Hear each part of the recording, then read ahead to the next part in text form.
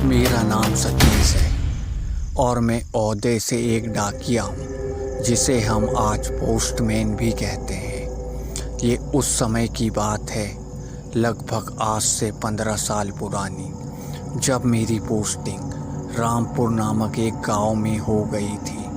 उस समय टेलीग्राम और तार के साधन नहीं होने के कारण डाकिया का काम बहुत हुआ करता था। मुझे अपनी ड्यूटी दिन के साथ साथ रात के वक्त भी करनी होती थी। तो बात कुछ इस तरह थी कि मेरा ट्रांसफ़र रामपुर नामक ग्राम में हुआ था। मैं अपने बीवी बच्चों के साथ रामपुर गांव में चला गया। वहां पर मैंने एक किराए का मकान लिया। हम उस गांव से पूरी तरह अनजान थे, क्योंकि मेरी पहले ड्यूटी शहर में थी और शहर का माहौल तो आप सब जानते ही है कि शहर में ऐसी अंधविश्वास भूत प्रेत की बातों पर कोई ध्यान नहीं देता था। सब अपने अपने काम में व्यस्त रहा करते थे। कुछ दिन तो हमारे गांव में अच्छे खासे बीत गए, लेकिन हमें सिर्फ एक ही बात चारों ओर सुनाई देती थी, भूत प्रेतों की कहानी, आत्माओं की कहानी, जो कि हमारे लिए बिल्कुल नया था। हम इसे बिल्कुल मजाक में लिया करते थे, क्योंकि हमारा सामना ऐसा कभी किसी घटना से नहीं हुआ था। अब गर्मियों के दिन की बात थी। मैं पत्र देने पास के ही एक गांव में जा रहा था।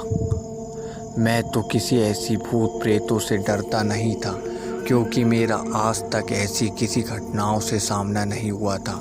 तो मैं बिना डर के अपनी साइकिल उठाकर जा ही रहा था कि अचानक वो पुल के पास मुझे छन छन की आवाज़ सुनाई देती है। मैं उस वक्त तो उस पर ध्यान नहीं देता हूँ और आगे की ओर चला जाता हूँ। फिर जब मैं रात के वक्त वापस लौट रहा था, तो मैंने देखा कि वही पुलिया पर लाल कपड़ों में शादी के जोड़े में एक औरत बैठी थी और आवाज़ छन छन की आ ही रही थी। मैं साइकिल को की रफ्तार और तेज करता हूँ, लेकिन मैंने देखा कि वो बीचों बीच सड़क के आकर मुझे रोक रही थी। मैंने डरते डरते साइकिल रोका तो उसने कहा, मुझे भी अपने साथ ले चलो, मुझे गांव तक जाना है। मेरे मुंह से बिल्कुल लफ्ज भी नहीं निकल पा रहे थे। मैंने कहा बैठो, और मैं जैसे ही वह बैठी, मेरी साइकिल इतनी भारी हो गई कि मुझसे चला भी नहीं जा रहा था। लेकिन मैंने जैसे तैसे करके साइकिल को आगे बढ़ाई।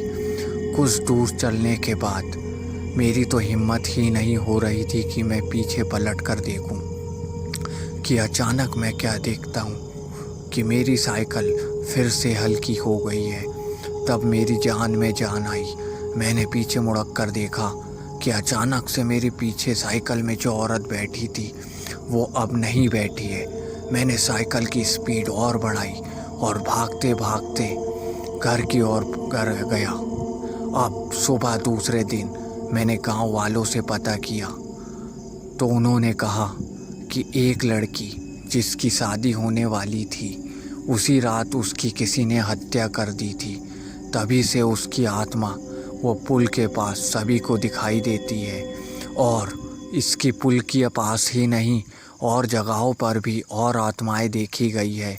हमने तो आपको पहले ही सतर्क किया था कि इस गांव में इस तरह की घटनाएं होती रहती है, लेकिन आपने ही इसे मजाक में लिया। अब तो आपको विश्वास हो ही गया होगा। तब मैं तो इतना डर गया था कि अब मेरा बिल्कुल मन नहीं था ये गांव में रहने का। मैं पढ़ा लिखा तो था ही। मैंने सोचा शहर जाकर ही कुछ नया काम कर लूँगा।